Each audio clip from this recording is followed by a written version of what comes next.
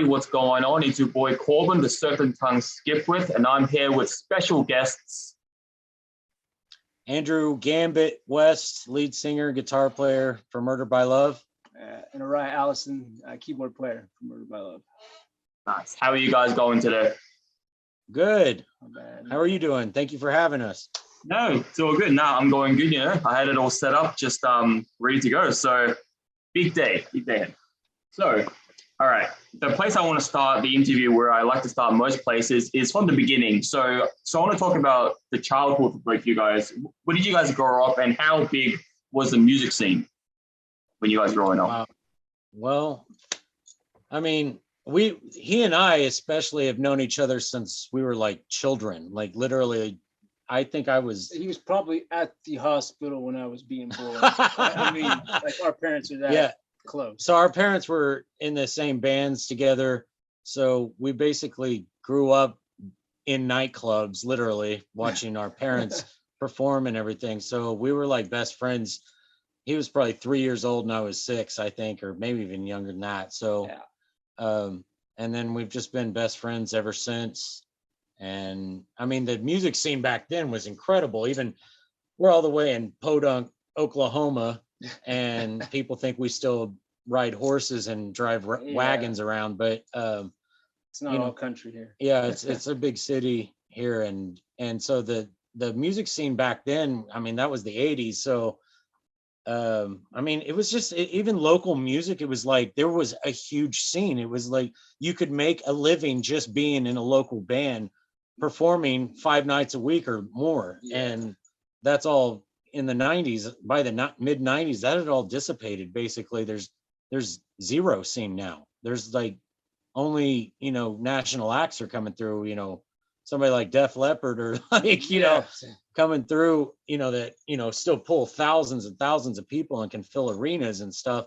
But there's almost zero local music scene anymore. Like you cannot make a living being a local band. No, like you can make a living being a cover band, but that's not what we want to do. And that's, anyway, it is what it is. So, I personally myself, I don't really follow too many cover bands. I'm not really into that kind of, each to their own. If they want to go do tribute performances and covers, all the best to them. But yeah, I've never really been into that myself. I like original music. I'll never tell anybody how to like make money, if that's how they do it to make money on the side. Or I mean, I think some people, actually I know some people make quite a bit of money, but it's just not our thing. It never has been, never will be. I mean, we respect them highly because they put it. It's almost like like a theatrical performance at that point, because they're literally putting wigs and, is it okay to curse on this show? Or, okay, so they're putting all kinds of shit on their heads and stuff, and they look goofy as hell. But it's all part. And a lot of these cover bands, they're all in the same band, but several different bands. So they change costumes and do some other, and so it's pretty genius. It's got its own scene. It's kind of weird, actually. But I mean, everything from Billy Idol to, but everything in the 80s has come back so much and just keeps getting more popular again. It's almost like the young generation nowadays, almost like even with our music, it's like they think it's something new. And, we want to put a new spin on it. And we don't want to sound like we were from the 80s, but we wanted to represent that 80s sound in a modern way, if that makes sense. Yeah. So, yeah. Have you ever, there's this great joke I've heard about, the band, obviously Led Zeppelin, famous band. Yeah. There's a joke going around, it's like Led Zeppelin is the greatest cover band of all time. A lot of I mean, doing a couple of covers here and there, like we covered Send Me an Angel by Real Life, and that was our first release. So I mean, here and there it's fine, but for us anyway, it's fine, whatever. But and then we also do a cover song as a tribute to my father, my late father, Speedy West Jr.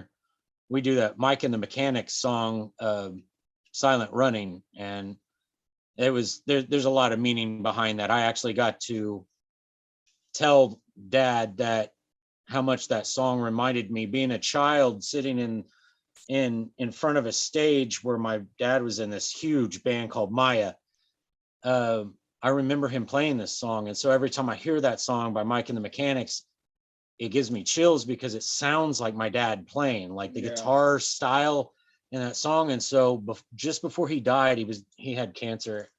And just before he died, all these people were throwing all these big tribute like memorials to him, kind of benefit concerts for him because he didn't have health insurance and stuff, any way to pay for his treatments and everything. And so he'd been playing music for 40 plus years in front of all these people, these fans. I mean, I couldn't go anywhere in this city to a restaurant without somebody, hey, Speedy. And like, it would just be, I mean, he was an absolute regional celebrity, like surrounding states. He couldn't go anywhere without people recognizing him. And so he was kind of like an Eddie Van Halen kind of player and was well known. And so we got to play one of his benefit concerts 12 days before he died. And it was the final time he got up on stage with me. And I got to tell him in person how much that song meant to me. And that when Dad, when you're gone and you're on to the next life, I need you to understand that how much this song reminds me of you and how much it means to me. And so we got up and performed the song, and he got up there on stage with us. It's pretty surreal. And we got into the guitar solo part, and it was me and him back and forth trading guitar licks and solos together. And everybody in the crowd is just like crying, and like, because he was so weak by that point, but like when he got on stage, he had this fire in his face and everything. Anyway, so he died. That was the last time he stood on stage after an entire career of playing music. And what a way to say goodbye to my dad. So and a way to pass the torch. So anyway, sorry I got off on that tangent, but that's why we play that cover song. But anyway. Yeah, that's a lovely story. Thank you for sharing that. I can't imagine how cool that would have been to have not only your dad and who I imagine your role model in music, but your idol. It's like all that rolled into one would have been a truly amazing experience. So that's really cool. Absolutely. So interestingly enough, the segue in question was going to be who got you into music and who was your earliest inspirations. But I guess we know who got you into music. But like, what was the bands you grew up on that made you want to get into music? Well, like he and I were like in metal bands for a long time. There was the Fear the Clown thing, and we went on tour together, and so, I mean, I don't know, for the longest time, like Korn and all that stuff, like in the early 90s and mid 90s, late 90s, all that stuff, it's just like had a lot of emotion in it before emo music was even a thing, like the really real raw emotion that, somebody's singing about the shit they dealt with growing up. And so that appealed to me, like that changed my life and views of that. But it's like it's called new metal, I guess. It didn't really have a name back then, just kind of like hardcore music, Deftones and all that kind of stuff. But me personally, I mean, Duran, Prince was like my two. Those were my big influences. I mean, after trying to get and make it over and over and getting this close every time, getting a record deal, blah blah blah blah blah, and you're going on tour and all this crap, and then it's skipping past us basically. It was like, you know what, I'm tired of doing this style of music. I will always love it, and I love like Sepultura and Pantera and all that stuff, but I was like, we just were already feeling that, not just he and I, but everybody in the band was feeling, because our drummer also comes from a metal band, and so we always toured together and everything.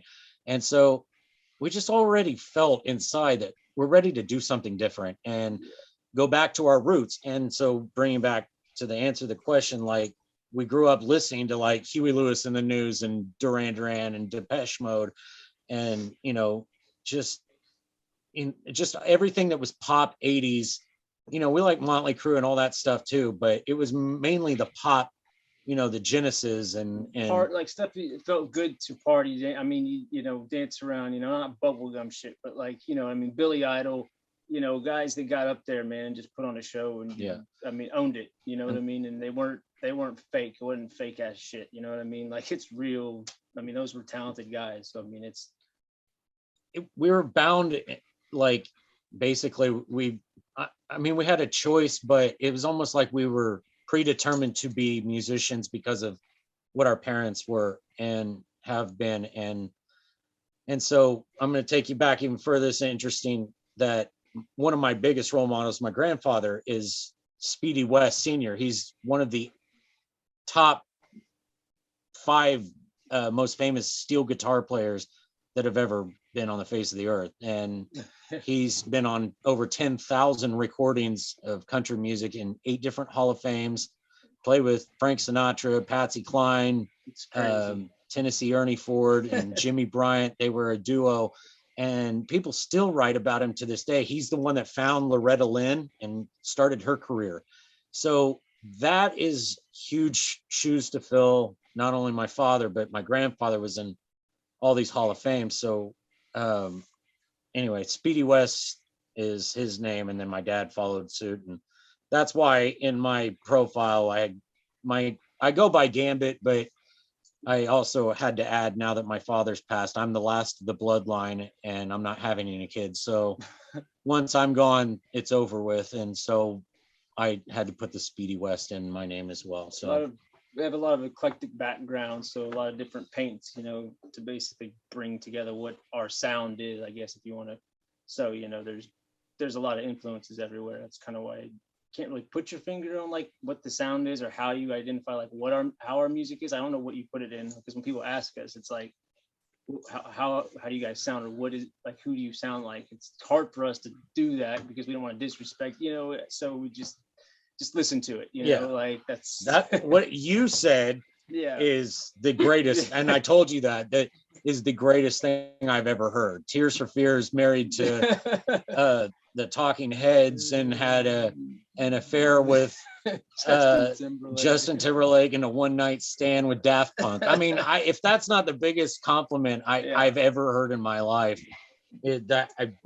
thank you. Yeah. Like, because it's mixing the more modern, we love everything you just said. And I know you're not saying it to make us love you, but I'd never heard anybody say anything like that. And I was like, oh my God. Because we're always like, it's a modern 80s new wave thing. Like, but what? People are like, what? I'm like, never mind. It's like, listen to it. Just listen to it. You'll figure it out. Yeah. Well, I mean, yeah, because exactly like I said, it's like, it's hard to capture what the sound is. So when I was listening to the EP and I was writing it, all I was doing was just giving my honest scrambled thoughts onto paper. Well, not paper, but onto a keyboard. And I was like, how do I describe it? And that's what came out. So that's awesome. I mean, I guess, yeah. I'm just glad you guys liked it. I was going for the fences with that one, and it worked out. Great. So actually, the one question I had is, do you take the name Gambit from X-Men? Yes. Ever since 7th grade. I don't know why. I mean, I was obsessed with the character, and I always have been. And I don't know, we're like big kids, like we collect toys and shit, and we're nerds and all that stuff. So I mean, like, yeah, the place that we're in right now is just so you can get an idea, like there's Beetlejuice people behind us, and this whole thing is a Halloween barn, because we also own a haunted house here in Oklahoma.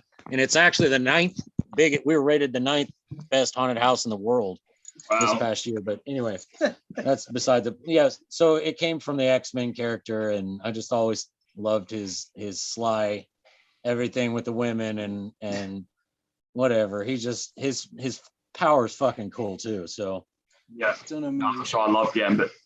Still no movie, but makes no sense. All right. So, at what year, if you guys can remember, what year did you guys start to take music seriously and think to yourselves, all right, I'm going to do this professionally, or try to do this professionally? And what early band names did you guys have? Well, band names. Well, I mean, we started like with the iteration of this band started around 2000, and it was originally Aurora Sky was the name of this band. There were so many different, because it morphed from Fear the Clown being heavy rock music to now it's all different people. None of the same people except me were in that band. But then Oh, you were too, but the next thing was we tried to do a Christian band, and it was called Red Snow, and then that was probably 2006, 2004, maybe. I don't know. I got back with you around 2008. So 2008 is when Aurora Sky was. We started Aurora Sky, and it had a lot of synthesizers in it, but it was a lot of heavy rock. And then we recorded a couple of songs with the famous producer named Ben Gross, who's responsible for the band Filter. He did all of Filter's albums. Seven Dust, yeah. Marilyn Manson's albums, Fuel. Anyway, a huge producer, and had an all-star cast of, like, we had one of the guys from Seven Dust that lays down on keyboards also come in and help, and that does Seven Dust and Korn's keyboards. And we got close with that one. Yeah, Glenn Sobel from 6 a.m. Nixie Six's band, his drummer, come in and lay the drums down, and then we didn't have a permanent drummer at that point at all. Yeah, and so yeah. So anyway, it more from that to something else, and so we dropped one person, and we started actually wanting to leave the heavy rock thing altogether and kind of going towards. It was a conscious decision to do it. I mean, it was more 80s, that new wave field with the synthesizers and the I don't know, I want to say like catchy hook lines and vocals and stuff. And so I was done with it. Personally, I know I was done with just we'd push that square peg in a round hole as much as we probably tried to, and it just wasn't working. So I think this band has been around maybe 5 years or so, like, solid to where we're trying to go for something big. So so leading on from that, why the band name Murder by Love? Great question. So back to my dad, the band he was a part of that he was most known for was called Maya, Maya. And so because they were so popular and everything, and we'd have picked out another name called Nova Nouveau, and it was the French spelling, and so a lot of people were like, when we'd say it, they were like, what? They weren't getting it in Oklahoma. Or they'd see it spelled and they were like, they couldn't pronounce it. And so we're like, this sucks. And so anyway, my dad's band being Maya, their biggest album that they released was called Murdered by Love. And so as a nod to the band Maya and everything they were and my father, we named it that. I looked it up and there wasn't a band called that at all. And I mean, there's Murder of Love or Love is Murder and whatever, but there wasn't a Murder by Love. So I was like, oh my God. So yeah, that's why. Nice. No, it's a good name. So I want to fast forward. I don't know how many years we're fast forwarding this, but let's talk about the EP, the reason we're all here, the Night Affair EP. All right. So to start off with, can you just give the listeners or viewers some background on, how long this EP took to make, how long was the writing process, the instrumentation, any background information? So 4 songs are on there, of about probably 15, I'd say we kind of chose that because there's a second one coming out soon. So it was the theme around it will kind of be like the night affair, like kind of just getting together. You can take it 2 different ways if you want to, but it's just kind of getting together, having a good time, dancing, and we just wanted to make music that made people dance instead of headbang for a change. And so have a good time. It honestly, these songs are 10 years in the making, let's say, and we sat on them and sat on them and sat on them and morphed them into what they've become now. But we didn't want to put them out until we had some kind of record deal or some kind of representation, distribution deal, whatever. And so because we knew it would just get swept under the rug and never probably see the light of day. But too jaded for that shit. So it took a long, I don't know, it didn't really take a long time, I guess. So what ends up happening is, like, one of us will come up with an idea on our own, and then we'll meet up and then start having a few drinks and hanging out, and we're all such good friends that it just all of a sudden the everything just starts meshing It's together. organic. It's pretty. It's Nothing's forced. a lot of it's accident. It's not like we're like awesome, well-trained musicians that come in and read music and sit down and like, well, you know, the D suspended 7 chord goes well with, you know, anyway, it's just, it has nothing to do with that. It's like, it sounds good's going in. the way we feel comes out into the music. I don't know how else to explain it. It's like you play a chord on a guitar or a keyboard or whatever, and it's like, oh, that note right there, that whatever that is, I don't even know what the hell it is, to be honest with you. But that's how I feel. And that's how we write music. And we can't stop. Like, that's one of the greatest things, because in Fear the Clown, I was the only songwriter. I wrote everything, and all that weight was laying on me. And so this band was the first time that I relinquished that control. And everybody in this band, me, him, Steve, Mike, all of us write equal, like get together. And I mean, everybody's helping with the lyrics, everybody's helping with keyboard, everybody's doing guitar. I mean, sometimes Mike comes up with the guitar part and I'm the one that's the guitar player. So it's just, everybody's doing everything. It's really cool. Nobody gets their feet stepped on or anything like that. It's a magical thing, because we leave that night being like, oh my God, can you believe we just made that? And then we just cross our fingers and hope that next day we wake up and we still like it still. So so obviously it's a collection of 4 tracks. How many songs overall was there to choose from and cut into 4? About 15. Yeah, 15? 12, 15. Yeah, 12 and 15 songs. Yeah. And so we're just going to keep putting out EPs, and I think it's better to do that, because that way you don't pigeonhole yourself into like, you have 8 songs right there. It's like, I think just in general how people are, the attention span so short, you know, it's easier 4 songs than releasing a full album, plus the backing behind putting a full album out and supporting something like that. And you know, everything's changed right now. So this was, I guess, the safest thing. But in my opinion, I've always been of, I just think 4 to 5 songs is how we approach things, just with the attention span of kids, adults, whatever, you know. So it was, we chose those. There's a lot of other songs that we can't wait to put out. So we're just chomping at the bit, waiting for that time. We don't even know what the time frame is, but I mean, so live we play about 10 songs normally. You know, it just depends on what there's time for, because we're not like headlining tours or anything right now. So we're, you know, trying to make it all connect the dots right now. So you know, it's still crazy, like, because I got a guy that sends me music recommendations like 4 or 5 times a week for me to review. And when he sent me your guys one, I was, you know, I just finished work and I was like, all right, whatever, I'll put it on. And like, I still remember, like, as soon as the first track hit, it was the complete opposite of what I was expecting.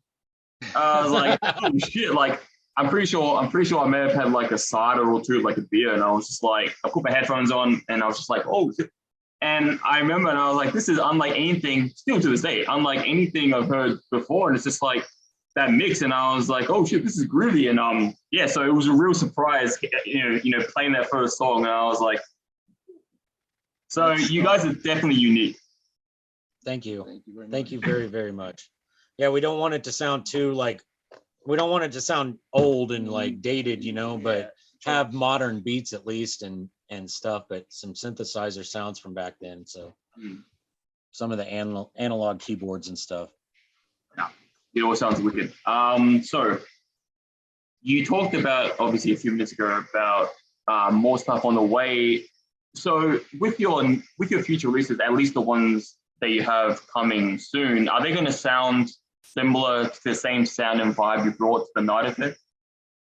Yes. Yeah. I mean, it's funny because we still, like, even though I want to say our roots, but like, you know, like that heavy music part of what we left behind is still somewhat prominent in some, like the song Lost Boys, for instance. I mean, it has heavy guitar in it, but it's also, you know, mixed in with synthesizers, so you can't it doesn't sound like a heavy rock song, but like, I don't know. So we teeter back and forth, and you know, we have some songs that are more heavy rock, and we have some songs that are more new wave. So yeah, just real dancey stuff. I mean, we have like a group of songs that we did like 4 or 5, did like another 4 or 5, and so what you got on the Night Affair was pretty much 2 of each one. I mean, you got, you know, you had Paint the Town, Closer to Paradise, and then you have Lost Boys, and yeah, they're all very dancey, but some of them have more guitar driven and whatever. So yeah, it'll have the same exact feeling. Nice. You know, I was just thinking just now as you guys were talking, like it would be really cool, and I think it would be really suited for your guys' sound specifically. I'm not sure if you've seen it, but have you seen, like, you know, in the 70s, the example that I have is Stevie Wonder, but like how he has that, like, the synthesizer tube, and he's like talking and playing the instrument, like singing comes out all Daft Punk like. The vocoder. Yeah, that would be cool if you guys did that, like in future releases, have like the tube and like do it all old school. We have something we're working with on one of the keyboards I bought about a year ago. It's one of the new Roland Jupiter series, and it's got a vocoder program that it's got the vocal synthesis. I mean, it's got about 100 different. We're going to start working with it. I mean, it's watching how they've used it. We definitely are going to play with it. So that's going to be fun. Yeah. Another thing he might have been using, if he actually stuck the tube in his mouth, like you're talking about, then that would be like a talk box that like Peter Frampton was famous for using. Yeah. When he'd be like, you feel like I do. And I used to mess around with one of those, and then all of our equipment got fucking stolen. And so I had one of my dad's original talk boxes, but yeah, it shoots. So like you hit that button and there's a horn driver down in that talk box, and instead of the sound coming out from the amplifier anymore, it comes out of that horn driver in the talk box and shoots the sound up through that tube into your mouth. And so every word that you form is just, I mean, God, whoever made that is a genius. Yeah, so it's like a primitive form of like the vocoder. It's hard not to spit and drool all over yourself, but I can only imagine. Yeah, no. So, all right.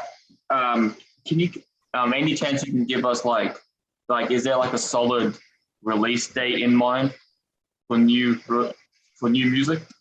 Or not right now. I don't know if it's just going to be. I mean, if at the soonest it'll be later this year. It might be that the beginning of next year. We might just do.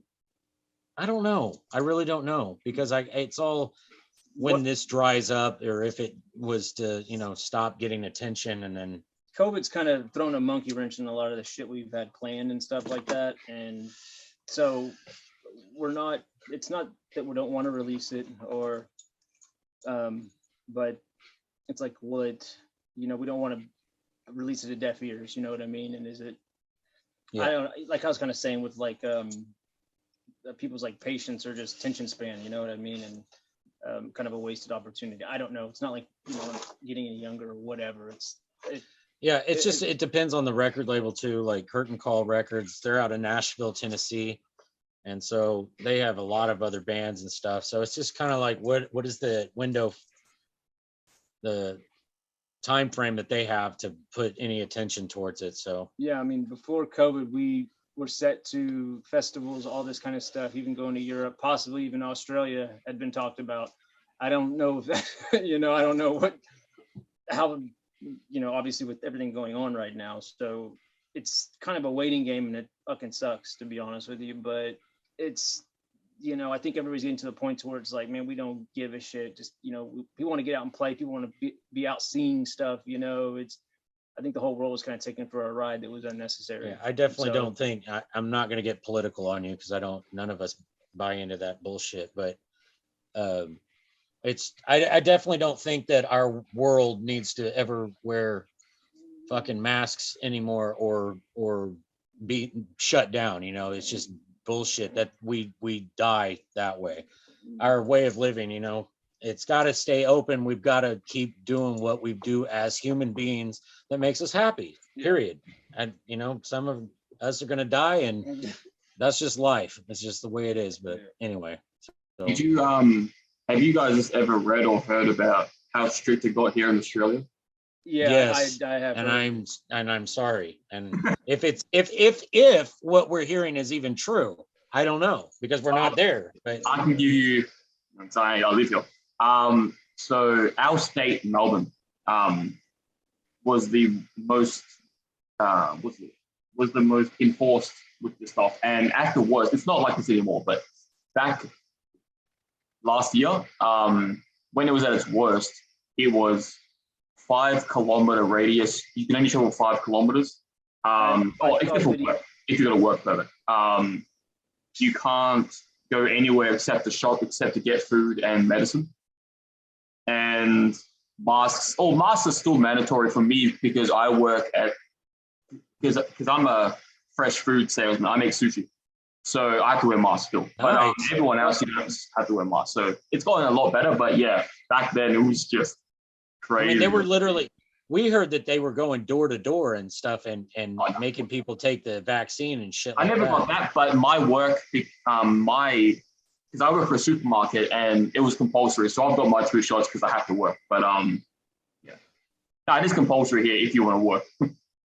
Gotcha. Wow. Yeah, Australia's always been a place a big tennis fan, so Australian Open, I love it because it's summer when it's like winter here. So I've always wanted to make it down to that. I've always wanted to go to Gold Coast.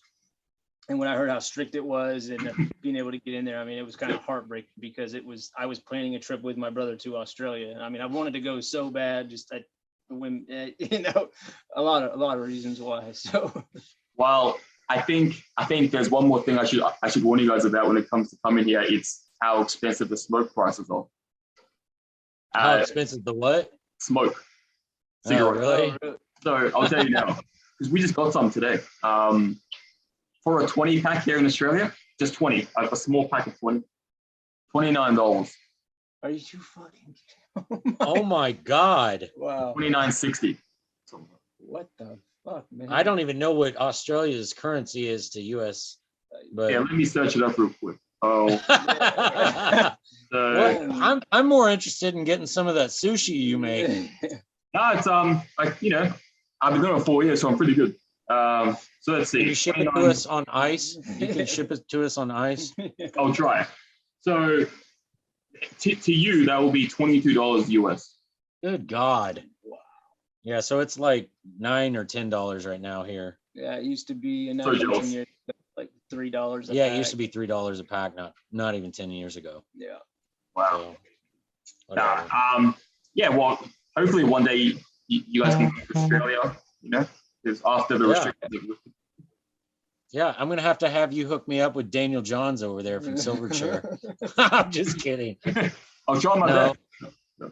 I think every bit of talent that comes out of Australia is just, it's amazing. Like actors, everything, the music. I mean, I'm obviously a big fan of Men at Work and Silverchair, and I just Client Liaison was Empire of the Sun are they not from Empire of the Sun over there? Yeah. I don't remember. They're more like synth stuff, kind of like us, but from Australia. My favorite band to come out of Australia at the moment is King Gizzard and the Lizard Wizard. I've heard of them. What is it? That's such a cool name. Wow. King Gizzard and the Lizard Wizard. Yeah, that is cool. I think they were on like that chart when we charted over there for like that week or whatever. I think that band was on there as well. Oh wow. Yeah. Okay. That's cool. Yeah. So we've shared the chart with them. Oh, nice. It's like a week, I think. I don't remember what part of it might have been Perth. I don't remember. I think so. Yeah, they're a very diverse band. Every album is like a different sound. Blues, rock and roll, thrash even recently. Stoner metal. Crazy. So I have a very exciting last segment that I do with every band member. So every interview I do this bombshell. I don't know if you guys watched any of my past interviews, because it might give away the surprise if you have. But I'm going to ask both of you, so both of you can answer different ones if you want. But in your guys' opinion, what is the most overrated and underrated album of all time? Wow. Overrated and underrated. Oh shit. with the kind of music I listen to. Overrated, underrated. Man.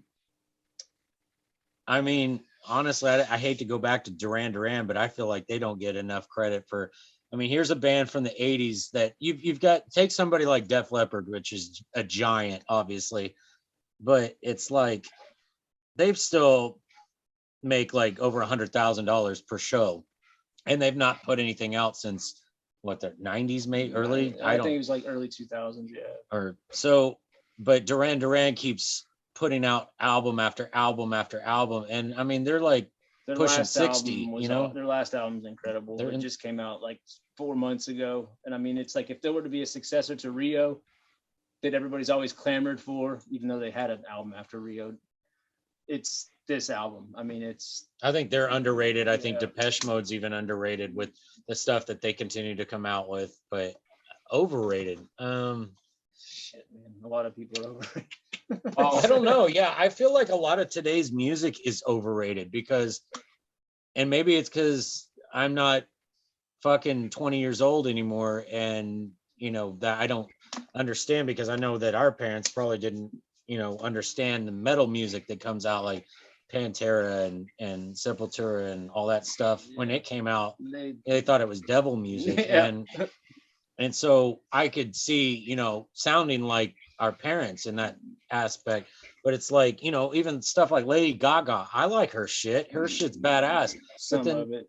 But then there's so many other artists that come out, and I'm just like, who the fuck put money behind this? Like, is this, I mean, because if that's the case and that's good music, then we have no spot in this. We don't even have a chance, because a lot of today's music does not take talent. I'm sorry. You can criticize the fuck out of me, but whatever. It's just, it's almost like bullshit that comes out. It's just, it almost took no creativity whatsoever. They just keep redoing the same shit that's already been done. And I know everything's been done in music, but you can find ways to twist it and make it your own, you know? So, and who are we to say that? Like, yeah, okay, we have no clout to be able to talk about it, but it's just, I don't know. I feel like our music is very creative for what it is, and the lyrics are well thought out. And I just feel like a lot of stuff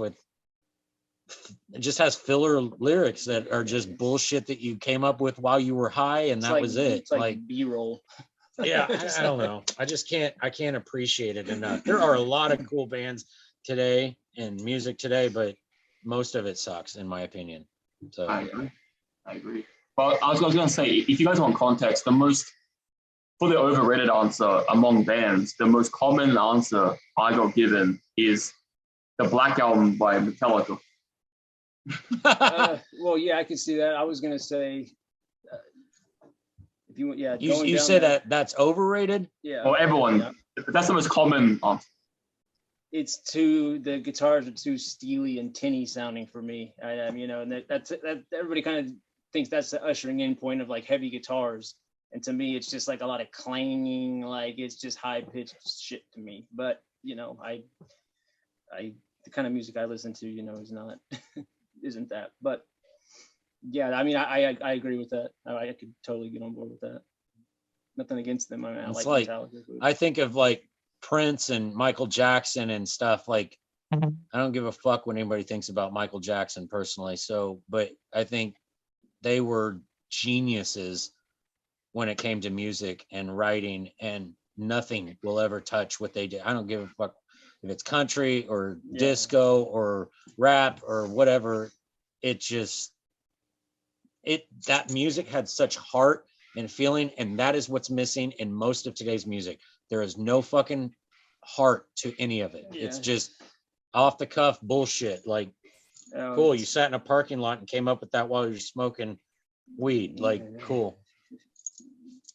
So I was gonna say, have you guys checked out the last two? I think still two. Oh no, it might be.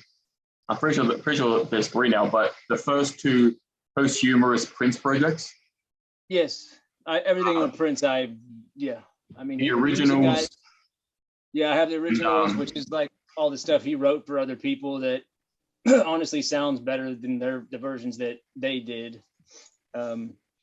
I mean, I just watched Purple Rain before I came to practice today. So we're incorporating a lot of Prince's moves and stuff on a smaller scale into our live performances and stuff. And it's just like, I mean, that's something, I mean, you see it with like Bruno Mars. That dude's incredible. Like, and he writes incredible music, and I can get behind that. And, you know, but he's not doing anything new. It's all been done before, you know, with James Brown and you Prince. Hear a lot and of ripped off chords underneath a lot of shit that I can hear. The general public can't hear it, but I can hear it, and it just drives me fucking insane. But Prince, yeah, I mean, that's. I think that we're missing that too. It was really cool to actually, when you go see a performance, that things were like in sync with each other. Of like, he was I mean, he made sure, like, if you fucked up, he was gonna go over there and play it. I mean, all the stories you hear about Prince, most of it's true, but he was not one for like looking back until kind of towards the end of his life. He kind of knew, I think. But yeah, I mean, he, you know, it's like Purple Rain. The drummer of The Revolution was explaining kind of why Purple Rain is such a great album, because Prince was made to have to stew on it because of the movie coming out and all that kind of stuff. He was already wanting to be on to Alphabet Street Parade and all that kind of stuff, you know, and that's, I think, why Purple Rain stands out as such a great album. And then when they released kind of like the double, I have mixed emotions on it, because I know Prince didn't want his vault being touched really at all, and he made that very apparent, and I think it's kind of a money grab from his sister because of the whole will rights and everything in like Minnesota. So I like being able to hear that stuff, but it kind of like with a heavy heart of like, you know, that's a person's music, and I mean, he took that shit. He's the one that started the fight against, you know, the record companies with putting slave on the side of his face and stuff like that, you know. And we just, overall, we wanted to finally make music that made people happy and to want to dance and move their bodies. And that's what the 80s was all about, in my opinion. In this day and time that we live in, that you live in, everybody's living in, there is so much negative bullshit, and it's dark and it's evil. And I'm not trying to be pessimistic, but in that, the light of it, we try to be optimistic and make music that's uplifting, that people need to hear and be uplifted by it and escape from our reality for a minute to listen to some music that makes your body want to move and dance and like get back to that, man. It's just, we just live in too much dark, depressing shit, and there's not enough positive stuff going on. So that is what Murdered by Love is about. That is what the Night Affair is about. Go have a drink and, you know, dance and let loose. Meet a new girl, whatever. You know, it's what whatever floats your boat. Get out of your seat, man. You know, it's yeah. Well, I just want to say, but before we end this off, I'm talking about Prince and his posthumous work. Are you guys familiar at all with hip hop? Yes. Yeah. So the coolest thing, I'm not sure if you heard the story, but apparently the story goes is that after Prince had died, Jay-Z had stepped in and taken over the quality control of Prince's posthumous work. And apparently he's the reason why the 17 and Michael, the 1984 Microphone EP live album thing and originals, they were all released untouched. Apparently he's overseen it all. He's like, no one's touching Prince's stuff. No one's remixing it. That's good. That's true. That's awesome. You know, yeah. So I mean, we love hip hop and stuff but I like, you know, all the old school, like Naughty by Nature and Snoop Dogg and Dr. Dre and all that shit. Even Criss Cross. House of Pain. Yeah. I don't know. I thought it was way more creative back then. I still listen to all that shit today. Like, I love that stuff. Yeah. But I mean, that's at least better to hear that, you know, at least nobody's fucking with it. Yeah. Because I mean, I know he just, you know, when he died, man. I was gonna say, in his album, Jay-Z, one of his albums, his recent ones, he said I'm kind of paraphrasing here, but he said like he kind of went on a rant in the song and said like pretty much said that if he didn't step in to quality control Prince's work, and he was like kind of lashing out fans. He's like, some of you would have bought Prince's casket, you dirty motherfuckers, or something like that. He's like, I had to step in to make sure.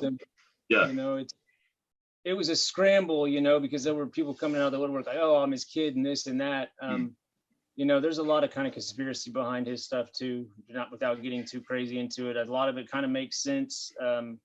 You know, the amount of fentanyl they said is in his system, it's like almost impossible for a person to take that much fucking fentanyl, like to have it in your body, even like to take that many pills. Supposedly, it just doesn't fucking jive with me. To have his body cremated within 24 hours, I mean, that's just fucking weird. And I don't know. The whole thing with him and Michael Jackson is just bizarre. The fact that he died in an elevator. Yeah, which he considered, that's what he said the devil in the hell was. Yeah, when he mentions don't ever let the elevator drag you down, or if it does, go crazy. And that was, you know, he's talking about the devil bringing you down. So, and then he dies in an I mean, I think he was is that coincidence? I don't think so. Well, I don't believe in coincidence. Someone has a twisted sense of humor then. Someone has a twisted sense of humor that time.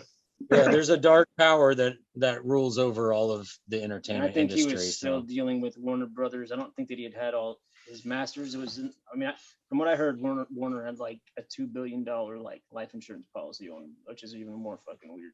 I mean, I think I don't know if it's like what laws are, but in the United States, you can have an insurance policy on anybody. Yeah, as long as they sign off for it. So it's just weird. Who knows what the hell happened? Yeah. Somebody knows, but. Yeah. Well, I got to say, this has been probably the most fun and interesting,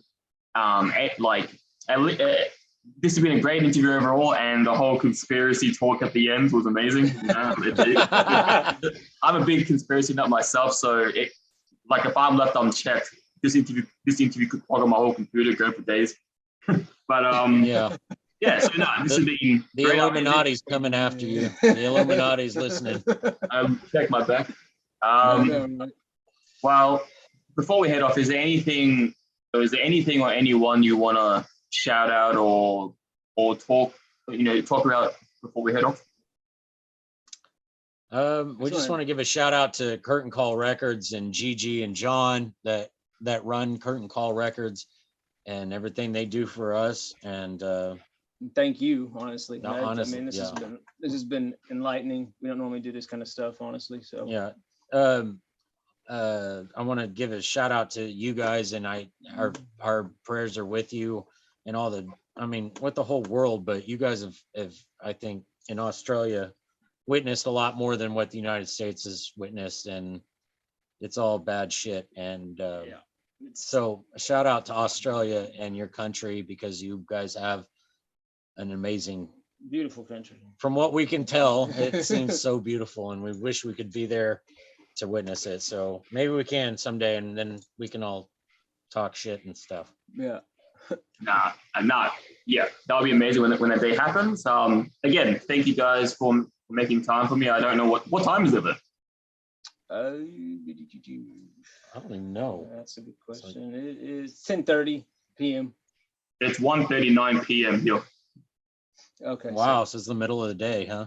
Yep. All right, we'll be there here shortly, and we'll go have lunch, something. Cool. I want to give a shout out to our new manager and booking agent too, Rod Janlu.